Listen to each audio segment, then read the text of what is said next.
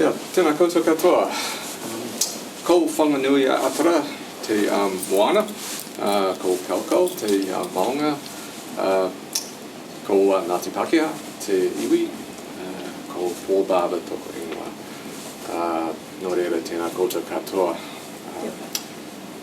Good morning, welcome, and thank you for welcoming us this morning here. My name is Paul Barber, and I'm part of the Salvation Army Social Policy and Parliamentary Unit, and it's a real honour and privilege to be bringing some of our work back to one of the communities that's worked with us in producing this report today.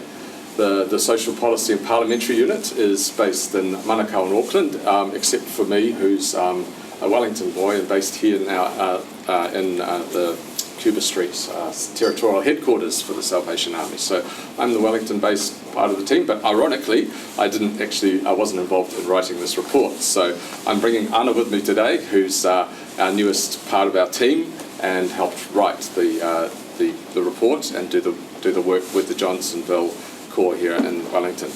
The Social Policy and Parliamentary Unit is the unit that has part of its mission working to eradicate poverty in Aotearoa. And so it's part of the wider mission of the Salvation Army to bring transformation in our society. And we see it, our work is to bring into the wider social policy debate the issues of poverty and exclusion that really impact the communities that Salvation Army is working with throughout New Zealand. So that's the context in which we bring this report this morning. And I want to bring our greetings from our director, Ian Hudson, and especially from Ronji Tanaelu, our senior principal policy analyst who worked with Anna on producing this. They send their wishes and blessings for this time today. But it's not my role to do any further presentation this morning. This is the State of the Communities reports have been done previous years, but this is the first time we've been in Johnsonville. So it's great to be here to meet with you, to share with you the findings of the report. I used to be the newest member of the team. I started in August last year with the Social Policy Unit, but Anna's now our newest member. She joined our unit back in May, pretty much in the middle of the lockdown. It's always a bit strange trying to start a new role when you're working remotely, but she's done a fantastic job. And this report is one of the first projects that she's been involved in. So it's delight to bring Anna here today, and for us to be able to share what the work she's done and the findings of this report. And we hope and our gratitude to the Johnsonville community, the Johnsonville Corps and the community of actually working with through the process of producing the report. So Anna, how about if you could welcome Anna this morning as she comes and presents the work to you today. Kia ora everyone, ko Mangere te maunga, ko Pasifika te moana, ko Tonga toku hapu, no tamaki makaurau ahau inai nei, ko Anna toku ingoa. Kia ora e malo lele everybody, thank you for having me. I'm really, it was such a blessing to learn about your community. Like I see Johnsonville all the time when you come to Wellington, but to actually learn about your community, it was a real privilege. And if I make any mistakes, just know that I started in May, so I'm just going to pull out my rookie card, and that's why. But I hope that through this report we did justice to the voices of your community. So the presentation will take about 2 hours. Is that all right with everyone? I'm only kidding. It'll only take 15 to 20 minutes, and then we'll open up for questions, feedback, criticisms, and just know that this is the voice of your community. So if you have any, who knows your community better than yourselves? And so we've just taken the information and we've just analysed it. But at the end of the day, we want to bring it back to your hands and see what you can do to move forward. And so thank you again to Robert and Susan for the work that your team has done to gather all this data. We're just the end of the line that puts it together, but you're actually the front line that were able to get the data for us.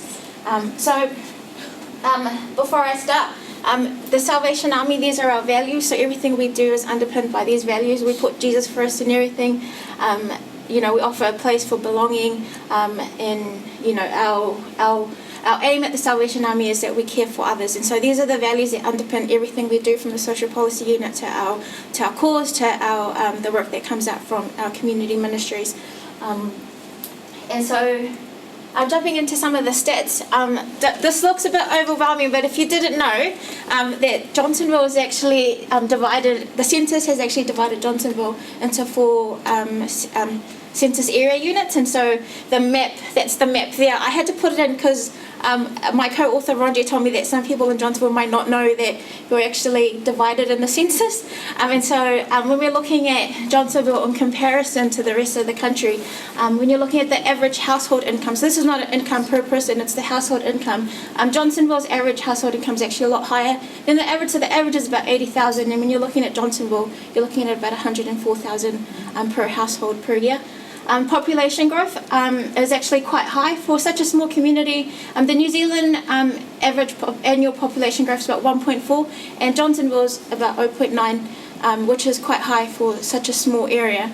And then when we're looking at employment, Johnsonville is lower than the average for full-time employment, part-time employment, unemployed. All these stats are in the report, so if don't get overwhelmed, you can look it up on the report as well. But what I wanted to highlight is that if we compare, in the report we compared Johnsonville Central to Johnsonville North, and so when you're looking at home ownership, so home ownership in people that are not in home ownership in Johnsonville is 48.5%. So when you compare that to the North, which is just right next door, people that are not in home ownership is 34.4%. So it's a 10% difference. That's quite a large difference for just the next census area unit that's right next door.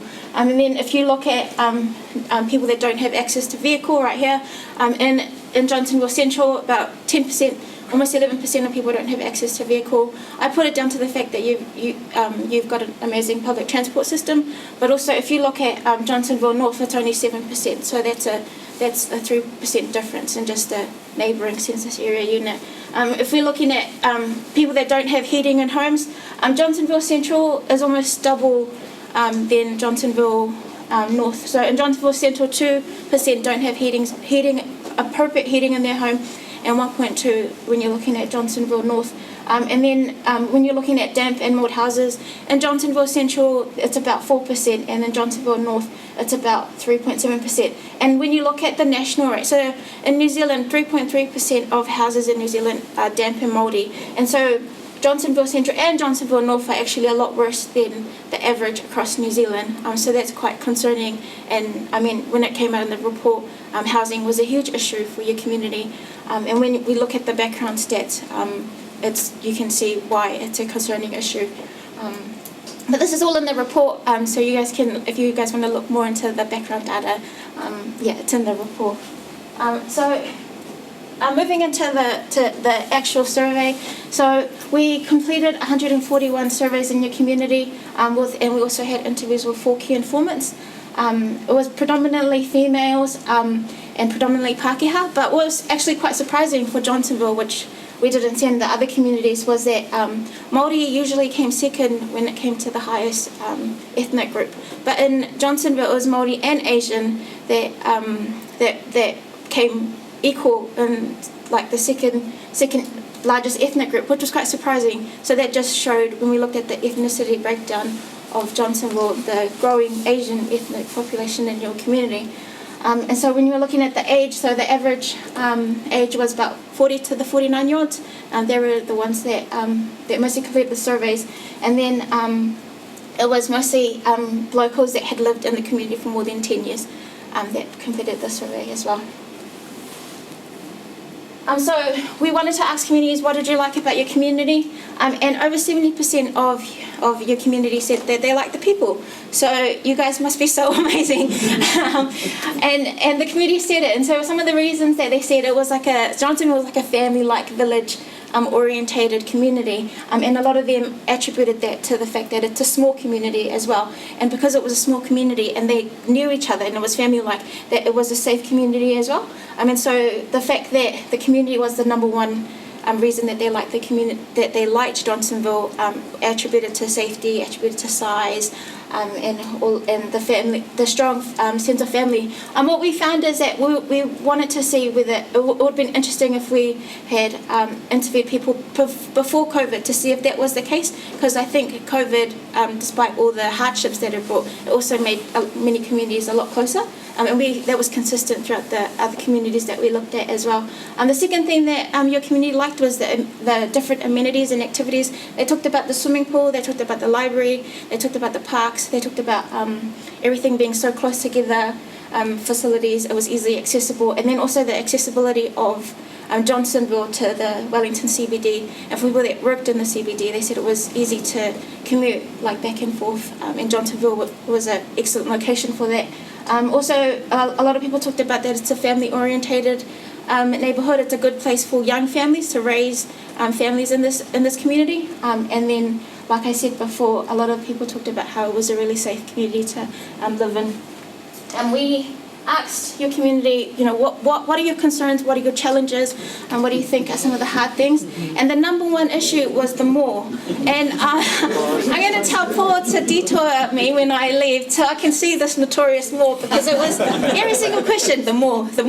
Everybody kept talking about the more. So an upgraded more was the biggest concern. I think your community really want to see that more upgraded. And then the second one, obviously, is an issue right across the country, was housing. People talked about housing wasn't affordable, housing wasn't available, and then a lot of people wanted easier avenues towards home ownership. And then infrastructure, obviously, with housing, a lot of locals talked about the fact that there's housing springing up everywhere, but the infrastructure is not matching that housing as well. And then youth was another key concern for many locals. They talked about how youth weren't engaging in the community and the impacts of COVID, and them disengaging in their mental health and well-being, and how that just creates a domino effect on the well-being of the young people in this area. And youth actually represent, I think, around 20% of the Johnsonville population, so that's really important in regards to where Johnsonville will be in the future. And then also some concerns around the community. So we wanted to ask, obviously, 2020, the biggest thing in 2020 has been COVID. So some of the questions that we asked were, how were you impacted by COVID? The number one way people were impacted was employment and income. So over a third of the locals that we talked to had either lost employment or income, or their partner or spouse had lost employment and income. And then employment and income also linked to mental health and financial hardship, which were some other issues, impacts that people were talking about. A lot of locals talked about the stress of losing employment and income impacted their mental health, stress, anxiety, and then they also talked about just the nature of the lockdown and being socially isolated from their families impacted their well-being, their mental well-being as well. And then financial hardship. A lot of families found it difficult to have to adjust their lifestyles or the way that they were living to match their income now, because obviously their income had been impacted by COVID. But the second thing with how we were impacted by COVID were actually positive impacts. A lot of the community talked about it was a good time to slow down, it was a good time to spend with family. A lot of people talked about they were able to finish DIY projects and things like that. So a lot of the locals actually talked about that it was actually a positive experience. Even some of those that had lost employment and income talked about it was in hindsight, it was a good time for them to slow down and actually appreciate life, and instead of just living to work.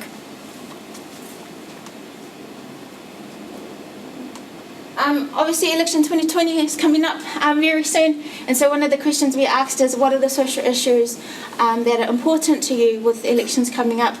Number one, housing. Housing was the number one issue for the community in Johnsonville. They wanted more quality homes. Obviously, remember the mould and damp housing that is prevalent in your community, and then they wanted more affordable homes and more avenues towards home ownership. The next one they talked about was poverty, particularly child poverty. They talked about the disparity in your community and how they want more equality, and they also talked about food security and the importance of like things like food in schools and food banks and stuff like that. The next one was employment. They wanted more employment, and they wanted employment to be targeted towards those who were impacted by COVID. That's quite different because a lot of the communities just wanted employment, but in Johnsonville they stressed that employment opportunities should be targeted to those who were impacted by COVID. Welfare, raising benefit rates, and equality for beneficiaries, and then healthcare was another key issue that Johnsonville talked about, particularly increase the funding, increase the accessibility to health services, and more mental health services. But our report, we didn't want to be like doom and gloom, so we wanted to ask Johnsonville, what are your aspirations for the next 5 years? What do you want to see in your community? Because the only people that know the solutions are you guys, because it's your community. And so these are a few of the quotes that they said. In housing, they said housing prices have to come down because they are completely overinflated and it's unsustainable. They also talked about the infrastructure. They wanted an infrastructure to be able to support the community growth. And Johnsonville is currently trajectory to continue to grow. I think one of the reports that were released said that Johnsonville, in 2038, Johnsonville is supposed to be at, I can't remember the number, but it's already surpassed what was predicted to be in 2038, and it's 2020, so that's 18 years away, and Johnsonville's already past that.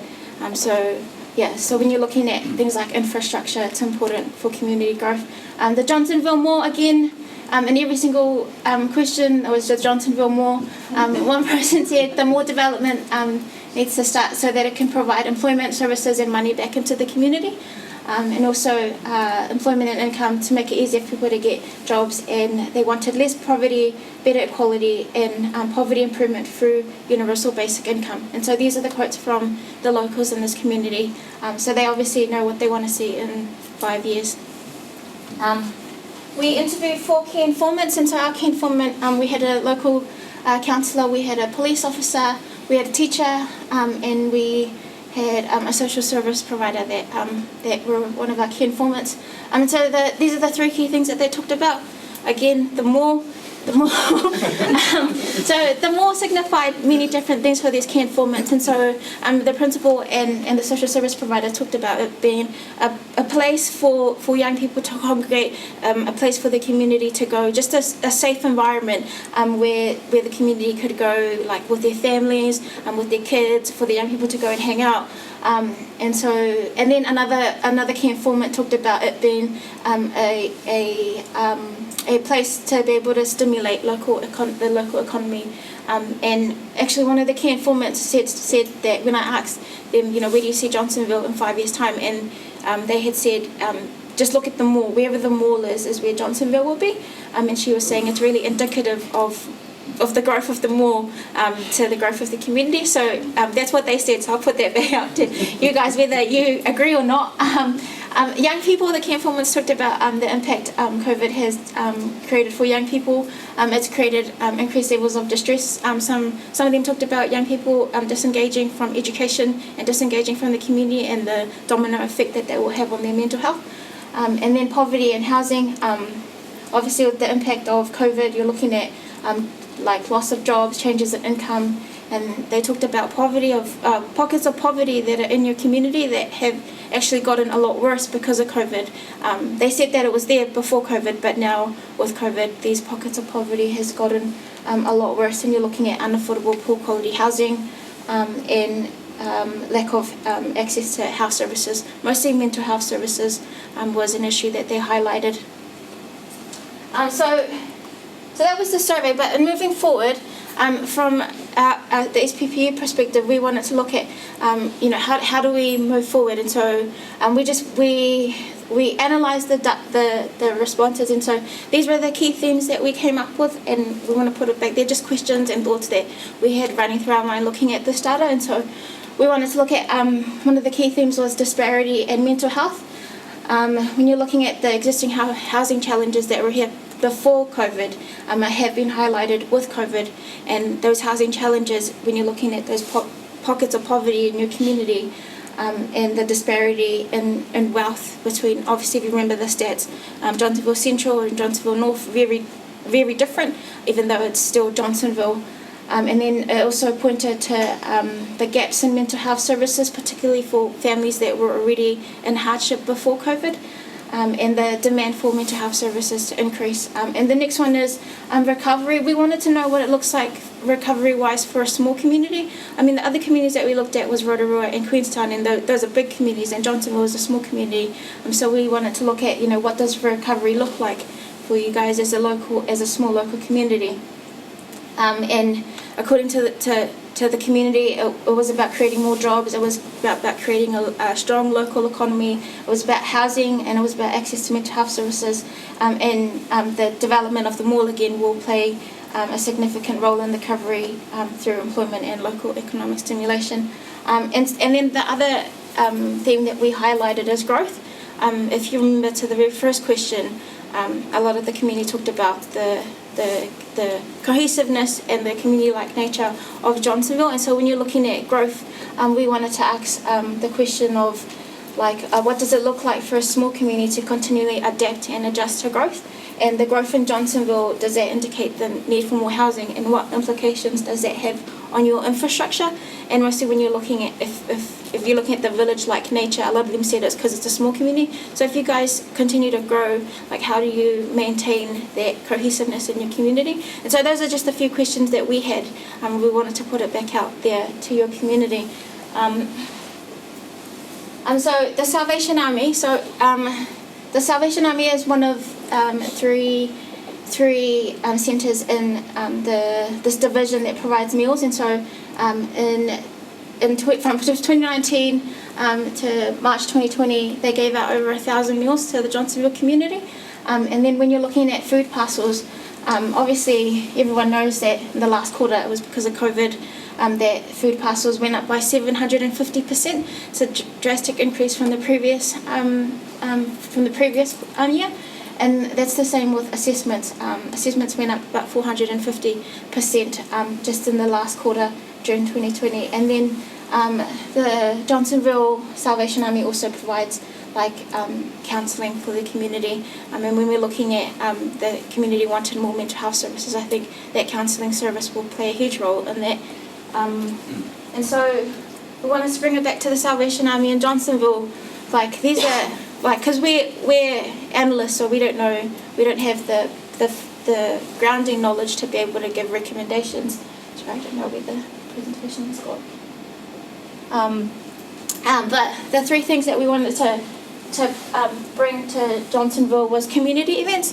A lot of the locals talked that they wanted more community events, events for youth, events for families, and then they talked about being able to bring the community together so that they could be able to interact with each other and break down. They talked about ethnic silos and break down those ethnic silos by having community events. And the next one was youth and young people and children. They also wanted more engagement for young people and children, and so working with social services like Challenge 2000 would provide a great avenue for the Salvation Army to be able to serve the community when looking at youth and children. And then the last one was a lot of the locals talked about refugees and minorities, particularly Māori and Pasifika, and so creating programs or initiatives that target those populations in your community will help in addressing that disparity or that inequality in Johnsonville. Again, I'm just feeding back what the locals have said to me, but you're more than welcome to feedback or criticise. So we also